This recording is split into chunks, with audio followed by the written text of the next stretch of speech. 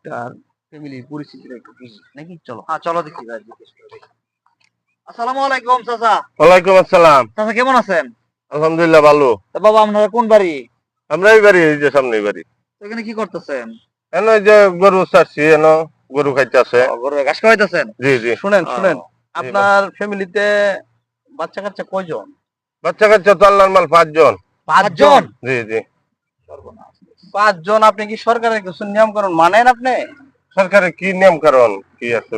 একজন ফ্যামিলিতে একজন লোকের একটি সন্তান, জি, বেশি হইলে 2টি সন্তান, তার মধ্যে আপনি নিছেন করেন 5 জন। 5 জন। আপনি কি সরকারের কোনো নিয়ম কানুন মানেন? এইটা তো বাবা আমরা জানি না, বুঝছেন? এটা আমরা জানি না, কি জানেন না? আমরা এটা কিছু বুঝি না। মানে বুঝলেন আর কি, তা না সুমন। এখন চাচা জি সরকার একটা ব্যবস্থা করছে, জি জি বুঝছেন? জি। যাদের বাচ্চা কাচ্চা মানে অধিক হয়ে গেছে, বেশি হয়ে গেছে, তাদের জন্য সরকার একটা ইনজেকশনের ব্যবস্থা করছে। ইনজেকশনটা দেওয়ার পরে আর কোনো বাচ্চা কাচ্চা হবে না। এখন আপনার এটা আপনি পাওয়ার যোগ্য। মানে না, এটা এটা আমার দিতে দরকার নাই। চাচ্ছি। দৌড়ে বের করো তুমি। এটা আমার দরকার আর- নাই। না, আর- না, আরে বসেন বাবা, আরে বাবা, এই চাচা বসেন, ধর মিয়া। আপনার উপকার হবে তো। ভালোর জন্য